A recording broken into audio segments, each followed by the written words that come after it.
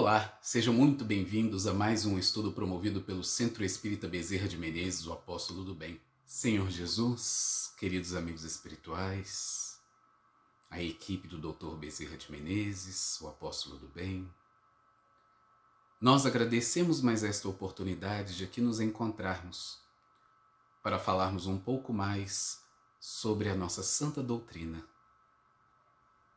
Esta doutrina que vem nos esclarecer, que vem tirar os véus, revelando a verdade, o caminho e a vida que Jesus preconizou. Possamos nós, mediante este estudo, iluminarmos as nossas mentes e os nossos corações, nos colocando em sintonia com os trabalhadores da vida eterna. Muito obrigado por tudo, Senhor Jesus, e abençoa os nossos lares, cada lar deste planeta, necessitados do teu amor, do teu amparo e da tua orientação. Que assim seja. Olá a todos. No dia de hoje eu vou apresentar um trabalho que se chama A Consciência Ética e o Autodescobrimento, que está baseado num livro da Joana de Ângeles, de título O Homem Integral, no seu capítulo de número 3. E o que trata da consciência ética e o autodescobrimento? Trata da ampliação cada vez maior de um conceito de ética do ser, que observa a vida de forma mais harmônica e equilibrada, a partir de um primeiro movimento de vida, que é o autodescobrimento. Quantos de nós caminhamos durante a nossa jornada existencial nessa encarnação iludidos, não olhando para dentro o que temos de valores e qualidades ou mesmo o que temos de defeitos. E o nosso exercício no dia de hoje é tentar entender que o olhar para dentro é sempre um olhar de desvelamento, um olhar de saber quem se é. E a partir de um olhar do ser que sabe quem se é, uma perspectiva sim de mudança. Muitos de nós caminhamos pela existência terrena, sofridos, com dores maiores, morrendo de vontade de mudar. Só que ainda falta aquele aspecto da coragem, do olhar para dentro, para a transformação. Então, nessa perspectiva, e tendo o auxílio das instruções dos evangelhos, do Cristo, do Evangelho segundo o Espiritismo, tentar observar a nós mesmos, homens encarnados numa caminhada evolucional no planeta Terra, encarnados no campo da matéria, mas sim, produtos de uma construção histórica das múltiplas reencarnações, onde muitas vezes eu aprendi a crueldade, e aprendendo a crueldade machuquei os outros, onde eu aprendi a ter ciúmes, a ter inveja, a cobiçar. E nessa educação de viciações maiores, acabei construindo um tempo presente, muitas vezes cheio de desafios. E o autoconhecimento de se entender cobiçoso, de se entender vaidoso, de se entender egoísta e orgulhoso, é o primeiro movimento da alma que busca a transformação.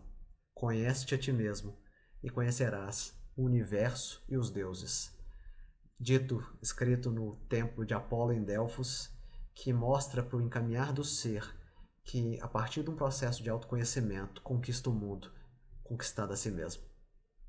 E, apesar da proposta ser desafiadora, devemos guardar sempre a coragem e a perseverança da transformação. Se chegamos a uma casa espírita e a casa espírita nos oferece um cabedal, um instrumental de entender os princípios universais, o princípio da reencarnação, da lei de causa e efeito, da comunicabilidade com os mortos, da imortalidade da alma, do plano de múltiplas possibilidades que a divindade nos dá para o nosso crescimento espiritual, temos agora que aprender não só a entender de forma racional, mas colocar isso em prática na nossa vida. Então, para a gente começar a nossa apresentação, vamos trabalhar consciência ética e autodescobrimento. E o texto base é O Homem Integral, da Joana de Ângeles, no seu capítulo de número 3. E as figuras são representativas porque há necessidade de olhar para dentro. E olhando para dentro, vai ser como essa gravura dessa mulher. Nós somos cheios de camadas. Camadas que é para serem descobertas no tempo adequado. Muitos de nós ainda não temos a habilidade nem condições emocionais de olhar para dentro e se descobrir um grande de um vaidoso, um grande do egoísta. Mas fazendo o trabalho aos poucos, entendendo que quanto mais eu olho para dentro, mais eu evoluo, nós no mínimo temos o impulso e o incentivo adequado, dados pelos elementos da terra, pelos elementos da vida, mas também pelos estímulos dos bons espíritos, para que nós continuemos a nossa evolucionar, o nosso caminhar evolucional no planeta Terra. A ilusão do mundo. E nós guardamos ainda e gostamos de servir a Deus e a Mamon. Ainda estamos presos, aprisionados e apegados, escravizados ao composto da matéria. Passamos de um plano da animalidade para um plano de humanização do ser, em que esse primeiro movimento de vida nos mantemos a partir do instinto de conservação, a partir de minhas necessidades supridas de alimentação, a partir das minhas necessidades supridas da sexualidade, dos encontros afetivos, ainda de forma apaixonada, de forma mais embrutecida. Chegando ao plano da humanização, estamos já, no mínimo, ampliando a nossa consciência, no mínimo, abrindo para novos horizontes, em que a nossa postura tem e deve ser mais adequada. Mas não, entramos ao plano de humanidade ainda apegados ao plano da animalidade. Ainda utilizamos a nossa função sexual de forma muitas vezes agressiva, muitas vezes que machuca o nosso próximo. Entramos para o plano da humanidade e ainda abusamos do campo alimentar. Muitas vezes, quando a pessoa adentra a casa espírita, ela tem um entendimento equivocado, que a doutrina espírita só valoriza só o corpo, não, só o espírito, perdão.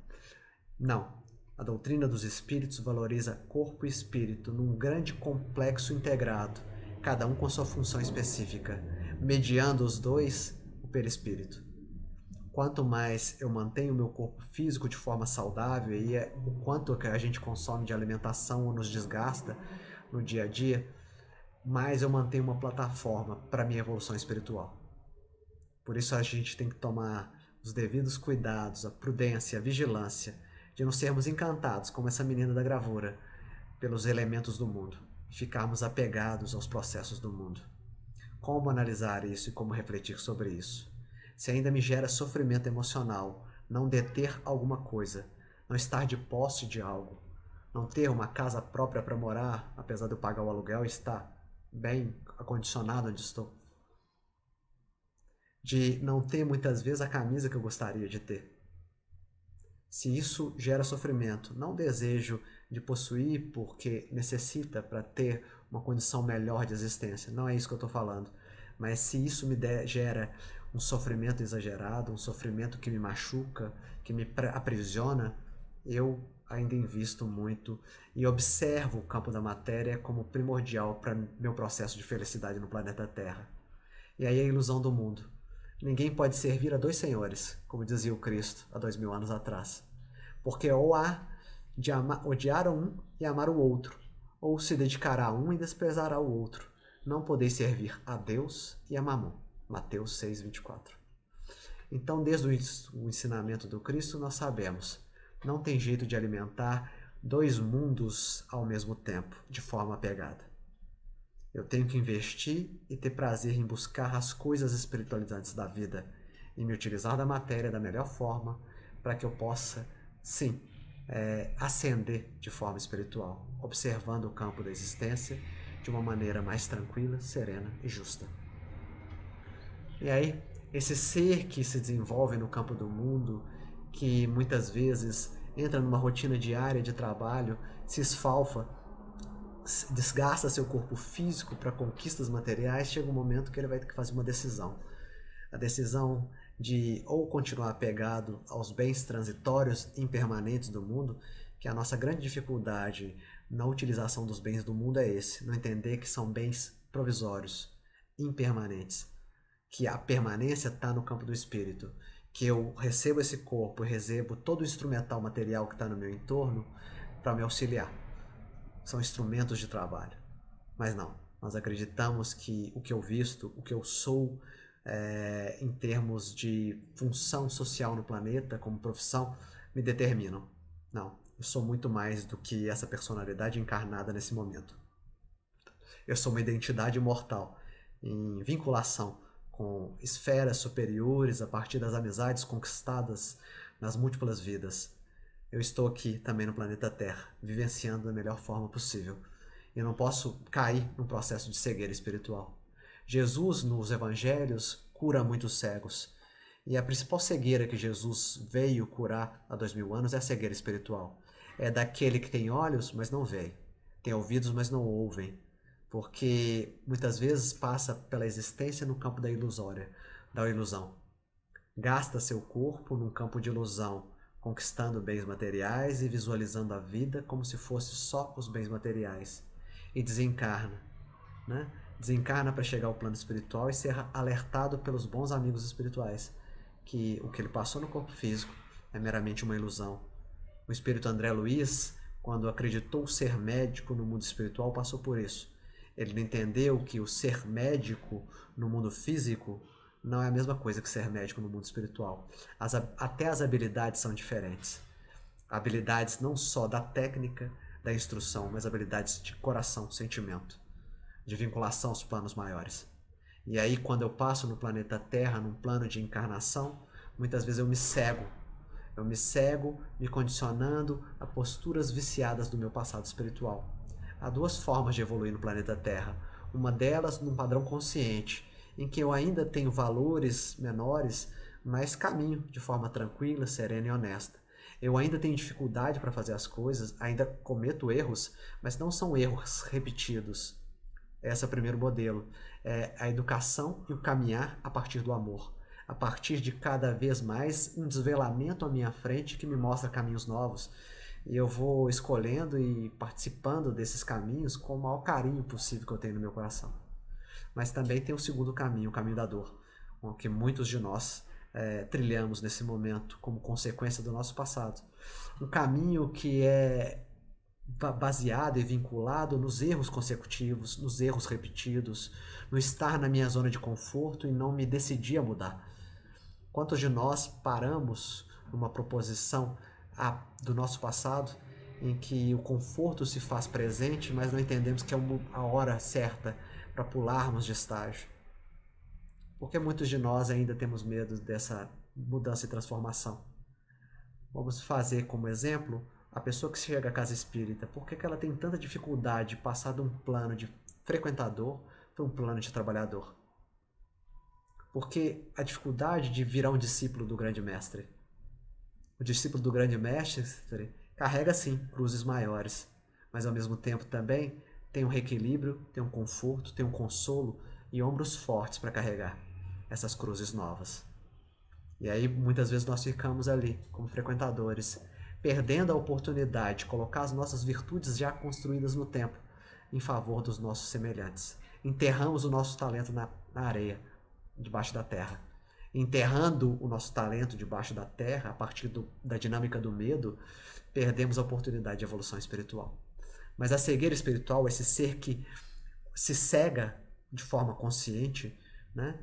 Que transforma sua vida a partir de um foco determinado, muitas vezes o foco da matéria, da conquista dos valores amoedados, ele acaba entrando em conflito um certo dia. Do homem integral da Joana. Os seus empreendimentos levam-no a uma negação da comunidade a benefício pessoal. Uma característica desse ser muito apegado à matéria, a primeira demanda de todo o seu ser é seu interesse pessoal. Ele não tem a mínima vergonha de passar por cima das outras pessoas para conseguir o que deseja.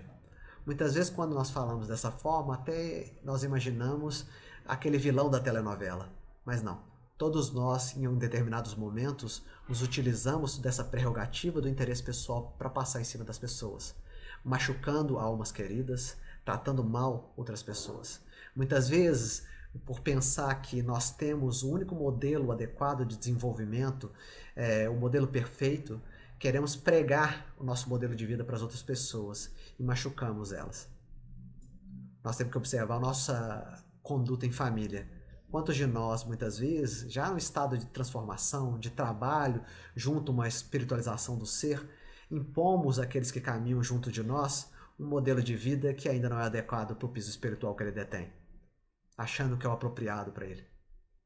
Quantos de nós oprimimos essas pessoas? E muitas dessas pessoas vão até embora de casa, porque nós nos transformamos em grandes tiranos domésticos, que acham que a nossa visão de vida é superior, e a nossa visão de vida sendo superior tem que ser implementada a todas as pessoas. E aí é um tipo de cegueira, um orgulho espiritual. Muitas vezes dentro da casa espírita mantemos o orgulho espiritual. Acreditarmos que já estamos no processo de trabalho ou prontos, e olharmos outros que nós tratamos como assistidos ou como dependentes de nós, como seres inferiores na criação. É o grande equívoco que a comunidade farisaica comete 2000 anos atrás, junto a Jesus.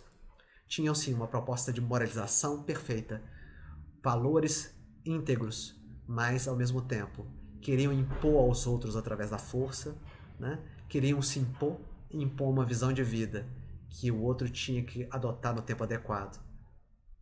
É uma observação que a gente tem que fazer. Então, seus empreendimentos levam a uma negação da comunidade a benefício pessoal, né? Meus interesses pessoais, a maior mácula dos seres humanos. As suas preocupações giram em torno do imediatismo, para hoje. Eu quero as coisas para hoje.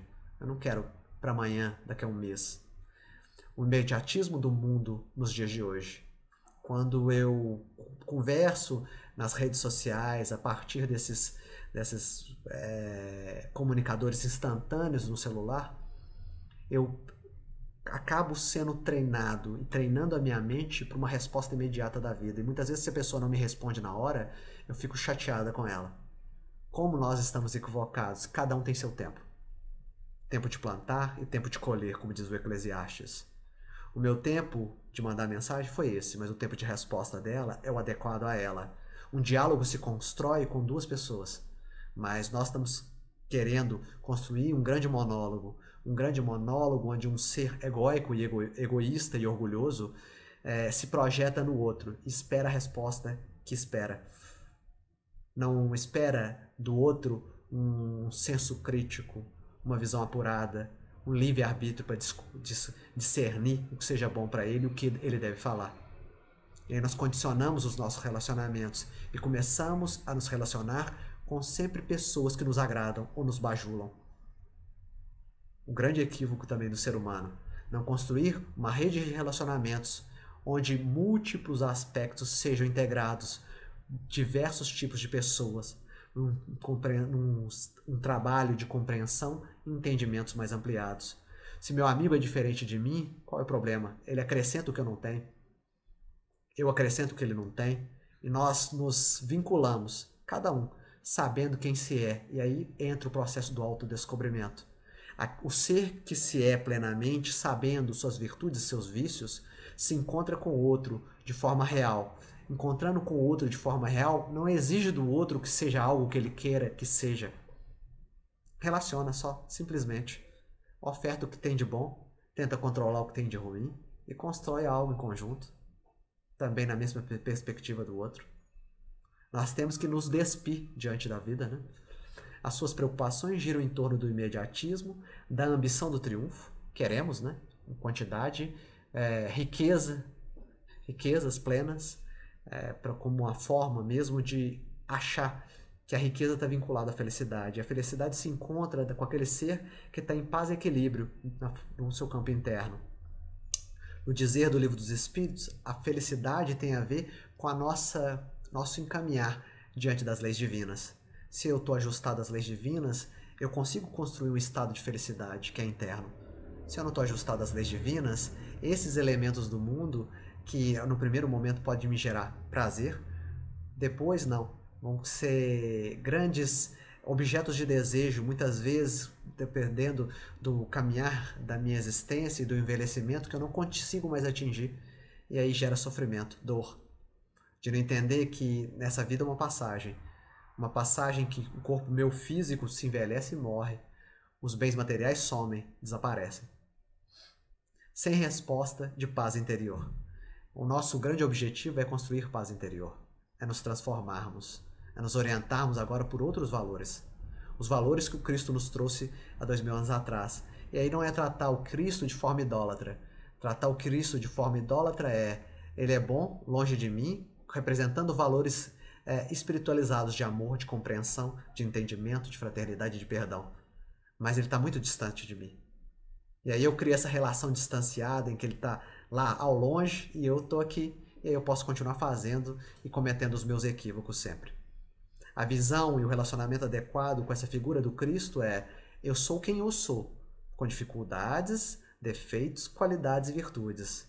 Mas sim, utilizo o grande mestre como um grande orientador e como aquele que mostra caminhos de renovação e transformação, nos mostrando mesmo esse caminhar revolucional, e cada vez mais eu vou me aproximando dele.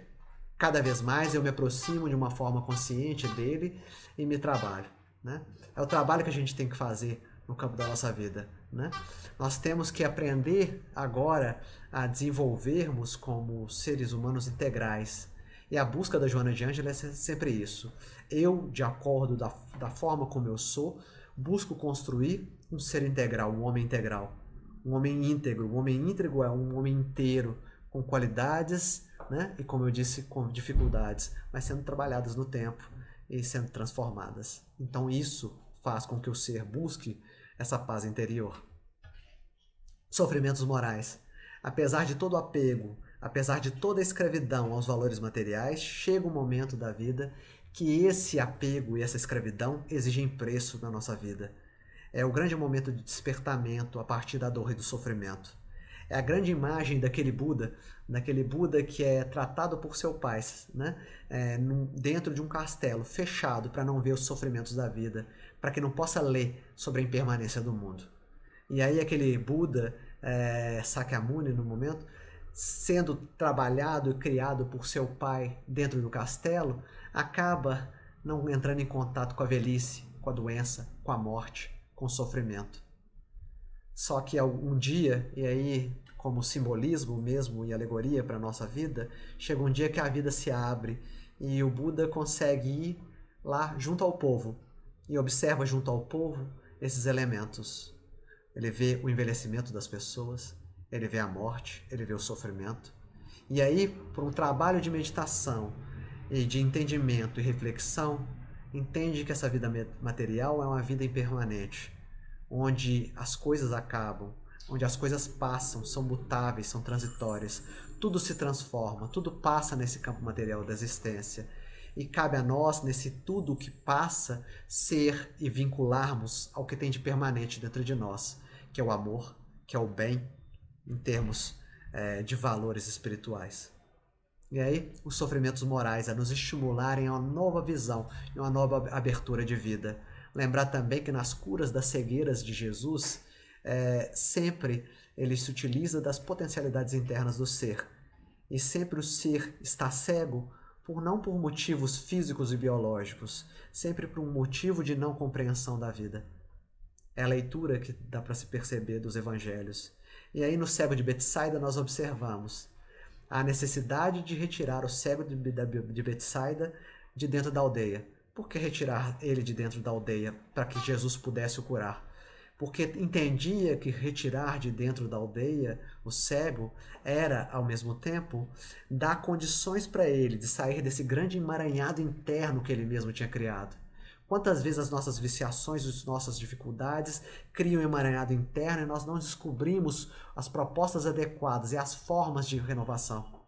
E aí nós, nesse trabalho de transformação, nós, nesse trabalho de reorientação do nosso destino, buscamos, sim, sair da nossa aldeia junto a Jesus, junto a esses valores superiores. Saindo junto à aldeia, da aldeia, junto a Jesus, Jesus, por dois processos específicos, dá um primeiro passe, ele começa a ver tudo turbado, como árvores que andam. É necessário um segundo passe. E nessa transmissão fluídica, permite que esse cego veja à distância e claramente, numa forma mesmo de abertura de compreensão. Porque muitas vezes o sofrimento advindo das dificuldades do mundo, dos desafios do mundo, nos habilita para novas propostas evolucionais e nos abre a mente e nos abre o coração aos estímulos e a novos caminhos trabalhados por nós junto à espiritualidade maior. Ignorando-se interiormente, que é o nosso grande equívoco, e buscando sem cessar as aquisições de fora, a ansiedade, o medo, a solidão íntima tornam-se habituais, desgastando-o, amargurando. Muitos de nós, depois de um processo de busca infrene dos valores materiais, entramos no estado de saturação, de dor, de sofrimento, de angústia, entendendo que a vida não tem mais nada a nos ofertar. E aí entramos no estado de ansiedade, de medo e de solidão.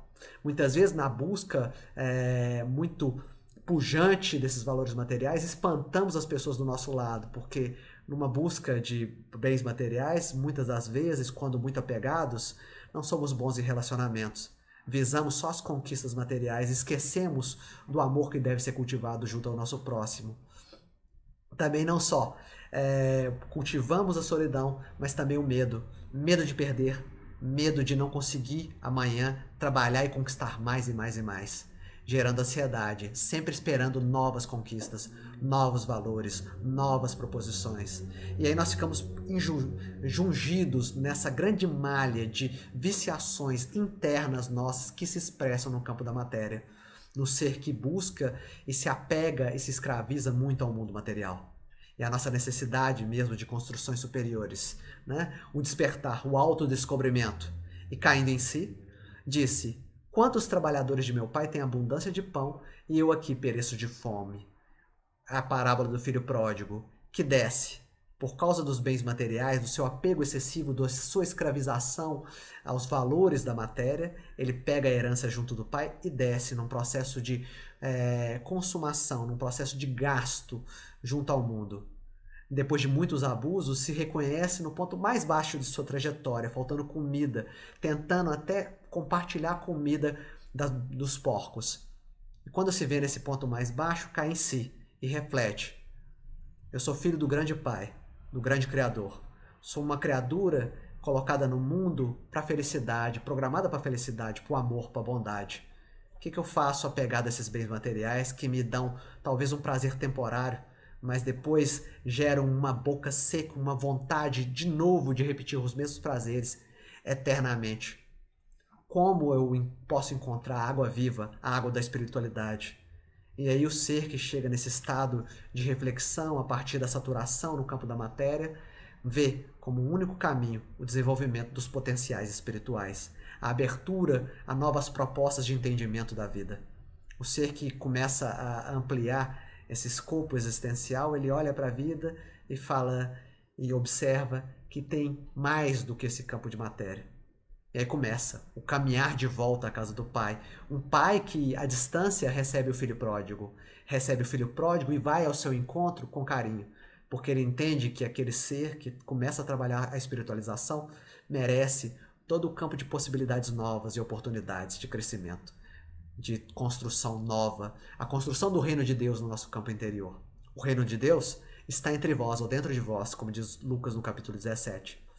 O reino de Deus é construção nossa, no campo interno, uma construção que nos traz harmonia e equilíbrio, que traz, em momentos de carestia, ainda o equilíbrio interno se mantém, em momentos de abundância, também o equilíbrio interno se mantém. Entende que a postura diante da vida tem que ser uma postura equilibrada, harmonizada. Tempo de despertar, então. Será que chegou o nosso momento de despertar? O nosso momento de transformação? O nosso momento de ofertar à vida novos valores? E aí lembrando de novo a parábola dos talentos. Será que não é hora de reconhecer dentro de si suas virtudes e colocar para a vida de uma forma plena, auxiliando a quem está junto na caminhada? E aí para Joana de Ângeles, esse tempo de despertar, né? O homem realmente não se conhece. Necessidade de olhar para dentro para despertar. Identifica e persegue metas exteriores. Camufla os sentimentos enquanto se esfalfa na realização pessoal. E aí nós temos que seguir o exemplo dado no Livro dos Espíritos, pelos bons espíritos, uma resposta a Kardec, que diz que muitas vezes o avarento se finge de prudente, de precavido, de que está guardando para um futuro. Mas nada engana nem os bons espíritos, nem a divindade, que eu sou meramente um avarento, que eu gosto dos bens e sou apegado aos bens, que eu não quero compartilhar, que eu não quero auxiliar o outro no processo de caridade. Camuflo os sentimentos. Né? É sim um avarento, é sim, podia desenvolver outras propostas evolucionais mais tranquilas no campo da caridade, mas segura para si. Se prende. E aí é como uma gravura. Um grande ser que precisa de um mergulho interior para descobrir até essas camadas mais profundas, onde se encontram muitas vezes as nossas sombras. Sombras que são só dificuldades e erros? Não. Também o que é desconhecido dentro de mim em termos de potenciais. Porque muitas vezes temos potenciais desconhecidos dentro de nós, que necessitam ser colocados em manifesto na vida prática, junto aos semelhantes. O homem possui admiráveis recursos interiores, não explorados, que lhe dormem em potencial. Sua conquista faculta-lhe o autodescobrimento e o encontro com a realidade legítima. Quem somos nós? Necessidade dos valores éticos a partir disso. A partir desse processo de despertar, em que um primeiro movimento de vida eu tenho que fazer o meu autodescobrimento, olhar para dentro e entender quem eu sou, nós temos que ter alguns padrões para esse autodescobrimento, algumas virtudes, algumas posturas adequadas. E aí a Joana coloca para a gente 4 como indicativas do nosso trabalho de autorreconhecimento e autotransformação. Necessário recorrer a alguns valores éticos morais. Coragem para decifrar-se. Confiança no êxito. O amor como manifestação elevada. A verdade que está acima dos caprichos ceitistas e grupais. Nós vamos trabalhar um a um esses valores. O primeiro deles, coragem de olhar para dentro. Como é difícil olhar para dentro de nós e descobrir coisas que nós não gostaríamos de saber. Como é difícil se ver egoísta. E quase todos nós somos. Nós temos que começar a observar o nosso egoísmo no nosso comportamento diante da vida. Quando nós nos recusamos a dar algo para outra pessoa no processo de apego e inventamos justificativas diversas. Às vezes eu tenho uma peça de roupa no meu armário e eu não quero me desfazer dela para doar para o outro, apesar de eu não usá-la. E aí eu crio uma justificativa que foi minha mãe que me deu com todo carinho e eu não devo desfazer dela. E aí nós evitamos esse contato de nos reconhecermos como seres egoístas, como seres que querem ter tudo, sempre, que querem só para si e não querem ofertar para o outro nada. Então, o primeiro movimento de coragem, de se olhar para dentro, gera uma dor de se observar muitas vezes, não da forma idealizada como se observava até o momento que você não olhou para dentro. Porque nós construímos uma figura idealizada, como se nós fôssemos a imagem do Instagram, né? A imagem do Instagram, perfeita, ajustada ao momento, ajustada à época, com as pessoas perfeitas em volta. E nós não somos as figuras do Instagram. Nós somos seres falíveis, perfectíveis no tempo, caminhando para dissolver essas nossas dificuldades. E aí, olhando para dentro de forma honesta, eu começo a me autodescobrir a partir desse primeiro movimento de coragem. Né? Coragem de olhar e não ficar preso pela culpa, muitas vezes, ou pelo medo. A culpa de ter feito diversos equívocos no passado e não quer acessar isso. E o medo da projeção em novas bases. O autodescobrimento é também um processo de parto, né? Onde ideias novas são colocadas para reflexão no meu campo interno, eu me descubro, e aí é uma briga interna, um conflito. O homem velho briga com o homem novo, e nessa briga, homem velho e homem novo, tem que sair um ser real, que é a partir de um processo das dores do parto, impondo a coragem para o acontecimento que libera. Examinar as possibilidades com decisão e enfrentá-las sem mecanismos desculpistas ou de escape constitui o passo inicial.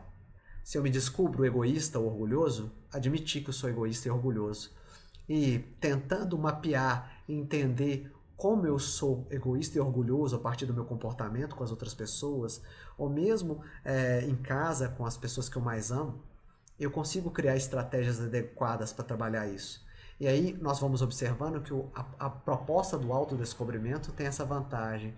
Quanto mais eu me observo de forma no meu campo interno, mais estratégias eu posso criar para que amanhã não seja isso que eu estou observando internamente. Nosso ser é composto de diversos estars, né? Estar. E cabe a nós. Estamos agora desse momento, mas amanhã não. O que é vício em nós hoje, amanhã é virtude. Mas primeiro eu tenho que descobrir o que é vício e o que é virtude dentro de mim. Tendo coragem e não criando desculpas para eu ser da forma como eu sou. A outra questão é confiança no êxito. Ter confiança que esse trabalho de renovação, como nós chamamos de reforma íntima, vai dar certo. E muitas vezes num processo de perseverança. Talvez a conquista almejada não venha no primeiro momento, mas há necessidade de esforço, de batalha, de construção. O Espírito Emmanuel, quando nos coloca exemplo em suas páginas, ele fala sempre começar das pequenas coisas. Começar muitas vezes de um sorriso amigo, de um gesto fraterno, de um beijo amoroso, de um abraço delicado, de muitas vezes pegar um copo de água, mesmo estando incomodado de ela pegar, mas em gentileza para o outro. E aí eu começo a me doar para a vida. Eu começo a me colocar de forma tranquila, eu começo a me trabalhar. Trabalhos pequenos no desenvolvimento do amor. O êxito pode não vir amanhã, no que eu desejo me transformar, mas no médio e no longo prazo com certeza virá. Sempre há respostas para as boas atitudes, as boas posturas e os bons pensamentos na vida. É por isso que a gente tem que ter confiança. Confiança e entendendo sempre das múltiplas existências no investimento feito em nós. O autoencontro enseja satisfações estimuladoras, saudáveis. Esse esforço deve ser acompanhado pela inevitável confiança no êxito. Não vem prematuramente o triunfo, perseverança. A ocasião para semear, empreender e momento certo para colher, ter respostas. Tudo que eu planto, eu colho algum dia. Talvez a colheita de sofrimentos que eu tenho agora foi uma plantação do meu passado. A colheita de benesses e de méritos que eu tenho hoje foi também uma plantação do meu passado. Joio e trigo plantados no nosso campo interno, sendo escolhidos por nós como semeadores para uma plantação futura onde nasça mais trigo e menos joio. E aí eu tenho que ter confiança no êxito, né? Quando o agricultor, e aí na imagem das parábolas de Jesus, vai a campo, ele faz sua parte, cultiva com carinho, com respeito, a cada dia, acordando cedo, com muito trabalho, retira as ervas daninhas. Mas ele entende, tem confiança que a planta vai medrar, que a planta vai gerar brotos e vai ficar madura na espiga. A partir de um processo de entendimento que as leis da vida me conduzem. As leis da vida me trazem um propósito existencial. Que eu não estou nessa vida por acaso, que eu estou nessa vida por uma escolha de desenvolvimento espiritual, abalizada pelos bons espíritos que trabalham conosco sempre. E aí, dentro desse propósito de evolução crescente, entender que está sendo acolhido pelas leis divinas e pelo Pai Maior, o grande Criador. O amor. O amor é nosso grande desafio nessa existência, em todas as outras. O amor é a síntese de todo o envolvimento com o Pai. O amor, como diz o espírito André Luiz e o mentor Alexandre, no livro Missionários da Luz, quando trata das uniões de qualidades, o amor se desenvolve nas múltiplas dimensões da vida, desde o macrocosmo até o microcosmo. As leis de atração vinculadas ao microcosmo são as mesmas leis de atração dos mundos que tem a ver com a lei de amor, baseada na lei divina criada pelo Pai Maior. E aí nós temos que nos ajustar a essas leis de amor, entendendo e aprendendo no primeiro movimento a me amar, porque o ser que passa por um processo de autodescobrimento tem também, vendo suas dificuldades, aprender a se amar do jeito que se é. Paulo já dizia, eu sou o que sou. Eu sou o que sou, da forma como sou. Mas estou tentando me desenvolver. Para chegar depois, o Cristo vive em mim. Eu sou o que sou, mas sim, o Cristo, esses valores crísticos vão se desenvolvendo em mim, a partir de um trabalho constante e perseverante no bem. A experiência do amor é essencial ao autodescobrimento. Amor, auto-amor, amor ao próximo. Através dele se rompem as couraças do ego e do primitivismo. O ser que aprende a se amar e se descobre, também no seu relacionamento com o próximo, cria relacionamentos saudáveis. Porque está se expressando junto ao próximo da forma como se é. Ele, nas suas dificuldades, entende muitas vezes numa manifestação junto ao relacionamento dessa dificuldade que está se trabalhando. E aí constrói uma convivência e um trabalho em conjunto harmônico. Porque muitas vezes, num arrobo de raiva, machucando o outro, chega o outro e pede perdão. E se coloca: eu ainda tenho a dificuldade da cólera, eu ainda tenho a dificuldade dessa angústia interna que faz com que eu desconte nos outros. E aí o ser que ouve isso se sente sensibilizado a maior parte das vezes. Numa pessoa que se coloca de forma humilde diante da vida, numa busca de aprendizado. Sim, eu sou colérico, eu sou raivoso, mas a vida vai me ensinar. E eu gostaria de pedir seu perdão por ter feito mal para você. E aí você se coloca como um grande aprendiz da vida e quebra essas carcaças e essas couraças de ego enquistado, desse primitivismo de querer só para si. E aí o amor se expande como força co-criadora, estimulando todas as expressões e formas de vida. Eu crio no meu entorno um ambiente de amor, de amorosidade, de respeito, de tranquilidade, de gentileza, de piedade, de perdão, de compreensão e fraternidade. Que é a nossa proposta.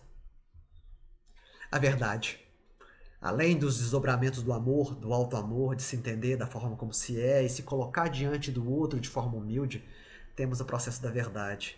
Não mais nos basearmos na ilusão da matéria, não mais nos basearmos na ilusão do que eu acho que eu sou, numa identidade muitas vezes ilusória, numa visão equivocada.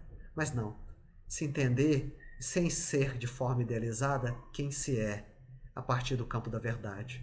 A aquisição da verdade amadurece o homem. Há um processo de amadurecimento, porque eu admito quem eu sou de verdade. Como eu disse também um exemplo, se eu sou ciumento, eu admito que eu sou ciumento, eu admito que eu tenho arroubos de ciúmes, eu admito que muitas vezes coloco as pessoas que eu amo numa condição difícil, porque eu perco as estribeiras com aquele que eu tenho ciúmes, com aquele objeto dos ciúmes.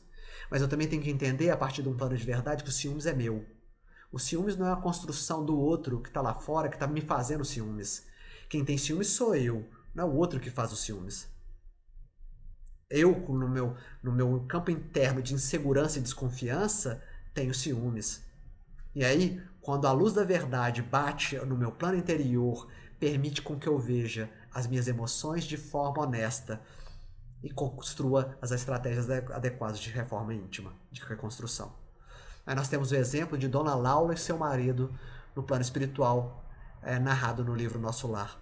Dona Laura e seu marido estavam prestes a reencarnar e estavam fazendo um planejamento, estavam fazendo um curso no plano espiritual para o planejamento reencarnatório, para a vida de encarnado.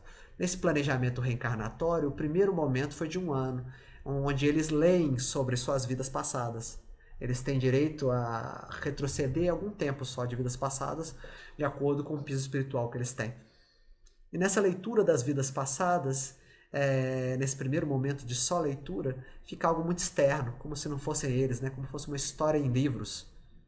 Já no segundo momento, é o momento mais difícil para o ser.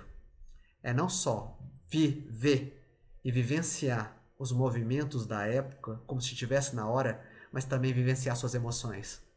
E aí a necessidade de estar escorado com a verdade e com o alto amor. Eu tenho que me amar para me entender orgulhoso, me ver orgulhoso e machucando os outros em determinado momento, e mesmo assim continuar a caminhada evolucional, entendendo que aquilo ali é um fruto da época. Com certeza os espíritos puros olham para o seu passado espiritual e olham com carinho, entendendo que aquilo ali é um processo de infância, de aprendizagem. Nós temos que aprender a olhar para o nosso passado espiritual, não sem guardar o campo das responsabilidades específicas por nossos equívocos ou construções antigas, mas também com muito carinho, com muito amor, se acolhendo, se acarinhando, né? O amor cobre a multidão dos pecados. E aí a aquisição da verdade amadurece o homem, que a elege e habitua-se à sua força libertadora. A verdade liberta. Tanto que a terceira revelação é a revelação da verdade, né? Trabalhar o ensino do amor de forma mais verdadeira, de forma mais pormenorizada para que os seres não possam falar que não entenderam a mensagem do Cristo. Somente há liberdade real se essa decorre daquela que o torna humilde e forte, aberto a novas conquistas e a níveis superiores de entendimento. A nossa abertura a níveis superiores de entendimento a partir de uma construção, uma visão maior do campo da verdade. Eu sou habilitado a novos instrutores espirituais, a novas propostas evolucionais, a partir de um aprendizado gradativo sobre a verdade. Muitas vezes a luz da verdade nos cega, e a nossa capacidade e capacitação no tempo é, cada vez mais, no meu caminhar revolucional, observar mais aspectos de verdade na minha vida, mais aspectos verdadeiros no meu campo interior, me ajustando a esse mundo, a essa existência e essas leis superiores. E aí eu contribuo. Mas então, esse é o primeiro movimento do autodescobrimento. Olhar para dentro, guardando sempre essas perspectivas, né? De ter coragem para olhar para dentro no primeiro passo. Depois, a questão de ter confiança que vai construir fazer sua reforma íntima, vai construir adquirir essas virtudes que está tanto querendo, que vê nos livros muitas vezes numa postura estoica de uma Alcione, uma postura de uma Célia, e deseja também ser como essa pessoa. Vai conseguir.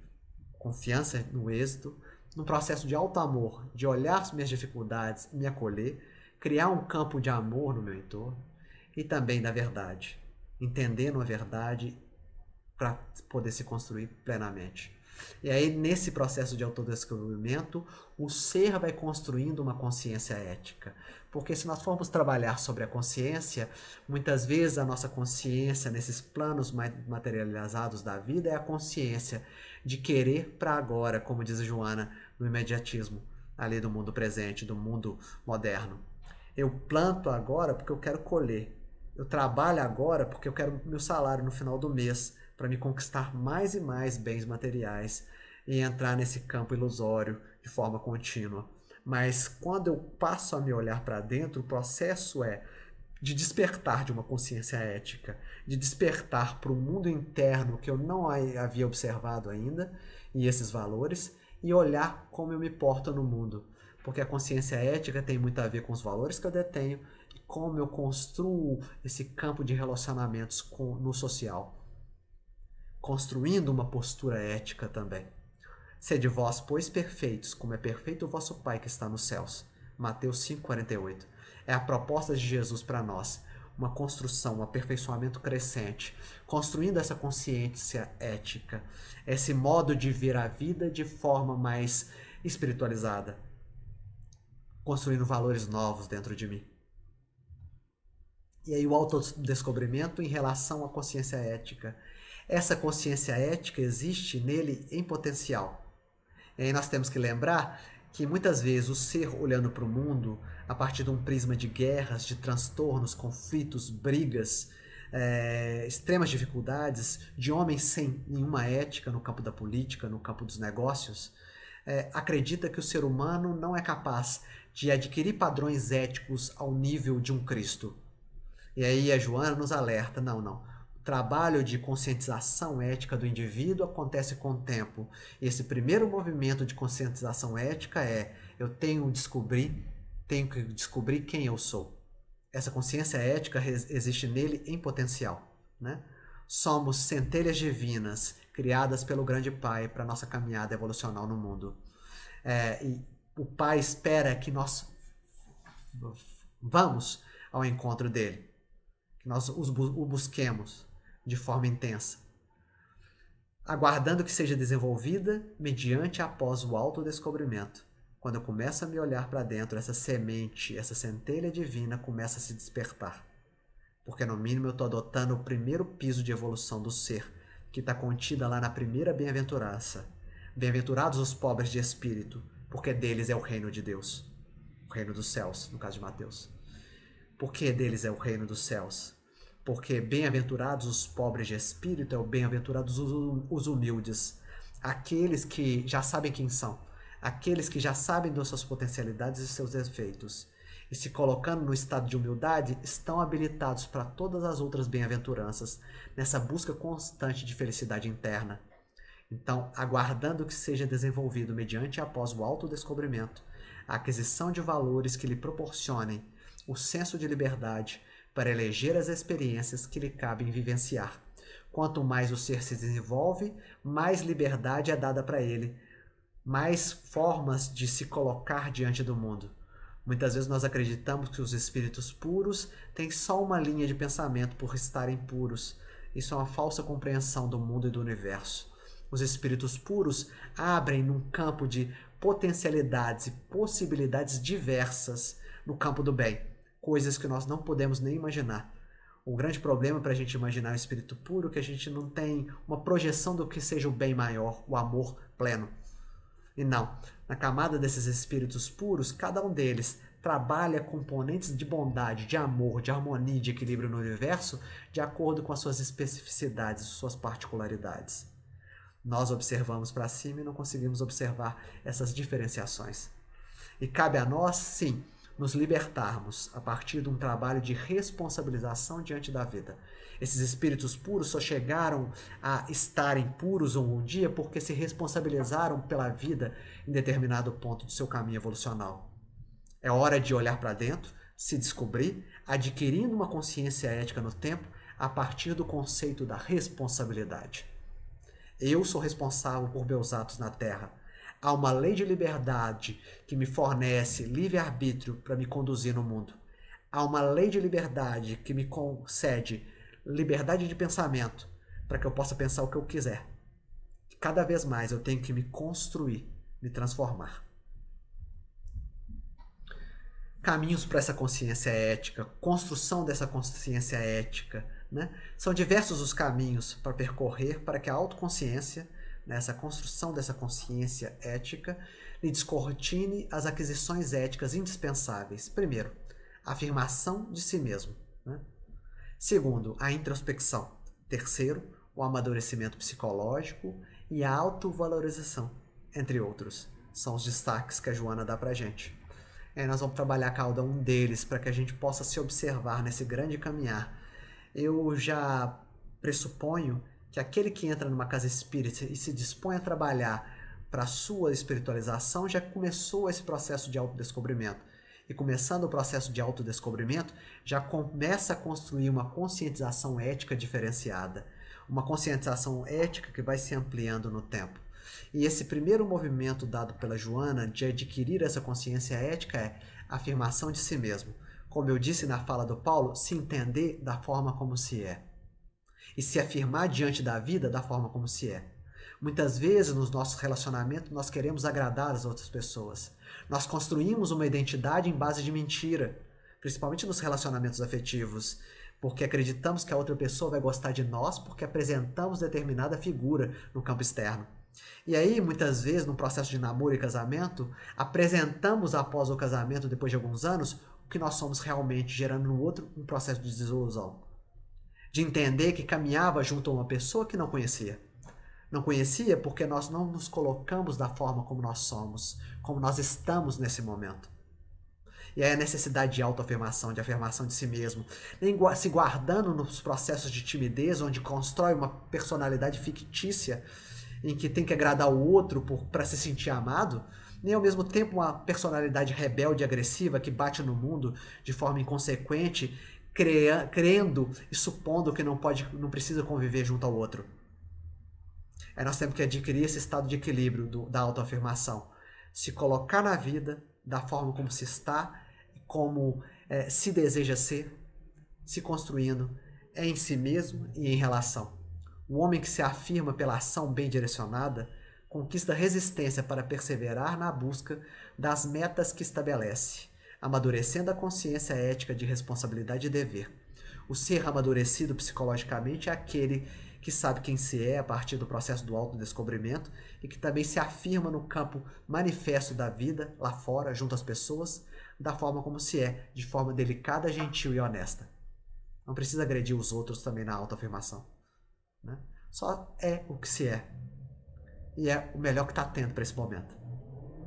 Ele rompe as algemas da timidez. Não fica preso a essas algemas das construções que acabam gerando construções equivocadas do que o outro acha de mim. Ou, pelo contrário, canaliza a agressividade, aprendendo a conviver com equilíbrio e em grupo. A grande proposta da Joana de Ângeles, desse trecho do livro, é querer criar uma personalidade que possa se autoafirmar dentro do grupo e contribuir para o grupo. Essa é a proposta. Introspecção, momentos de reflexão. É como no falar de Jesus ali antes do Pai Nosso, né? Entrar no meu quarto interno e refletir sobre a vida. Ou então na leitura da 919 do Livro dos Espíritos, né? Fazer uma revisão noturna, diária, sobre quem eu sou, quais são minhas qualidades, quais são meus vícios, o que eu fiz durante o dia que eu poderia reprovar em outra pessoa. Introspecção e reflexão íntima, necessário para esse amadurecimento interior. A introspecção ajuda-o por ser o processo de conduzir a atenção para dentro, para a análise das possibilidades íntimas, para a reflexão do conteúdo emocional e meditação que lhe desenvolve as forças latentes. Olho para minhas emoções, saio um pouco desse campo externo de achar que os outros estão achando e olho, volto para dentro de mim mesmo e começo a ver essas emoções que estão adoentadas, essas qualidades que podem ser colocadas em prática, e eu vou me trabalhando e amadurecendo cada vez mais. O terceiro movimento do amadurecimento humano. À medida que o homem se penetra, mais amadurece psicologicamente, saindo da proteção fictícia que muitas vezes nós acreditamos que o mundo físico nos protege, né? Muitas vezes nós acreditamos que a presença de familiares junto de mim é que me dá proteção e confiança. Muitas vezes acreditamos que situações específicas de status social é que nos dá segurança. E a proposta da vida é de libertação do ser, de entender que a zona de confiança está na minha vinculação com a divindade. E isso eu acesso a partir do meu campo interno, que por fora pode estar pegando fogo, mas se eu estou equilibrado internamente, eu caminho de forma tranquila e serena. Paz é por dentro, não é por fora. E é a necessidade nossa de construir esse estado de paz interna, para passar pelo processo de envelhecimento, de muitas vezes adoecimento do corpo físico, de desencarnação, de forma tranquila e equilibrada, porque eu tenho paz dentro de mim. Eu sei os conceitos e valores que regem esse universo, e eu me estribo em confiança e fidelidade a esses valores superiores. Né? Dependência da mãe, da infância, do medo, da ansiedade, do ódio, do ressentimento, da solidão, para assumir a sua identidade, a sua humanidade, me tratar como ser humano, pleno, amadurecido psicologicamente, sendo um humano no real aferição, na real definição da palavra. Autovalorização também. A compreensão dos reais valores tem a ver muito com o autodescobrimento. Olhar para si dentro de si e se reconhecer um ser com valor, que o propele a avançar sem timidez. Sem timidez, nós estamos no mundo também para contribuir com algo. Nós não fomos colocados no mundo sem um propósito de contribuição, de aspecto de missão. Cada um em determinado campo, em determinada dimensão, alguns para um grupo maior, outros para a família, outros para só um indivíduo que está ao seu lado. Né? E aí nós temos que observar esse nosso valor interno e nos projetarmos na existência. A sua se transforma em uma existência útil para a meta social, porque quando eu me coloco como um ser com valor, eu contribuo para a vida, eu oferto para a vida. É a fala da Joana. E aí a conscientização, o surgimento dessa consciência ética mais espiritualizada.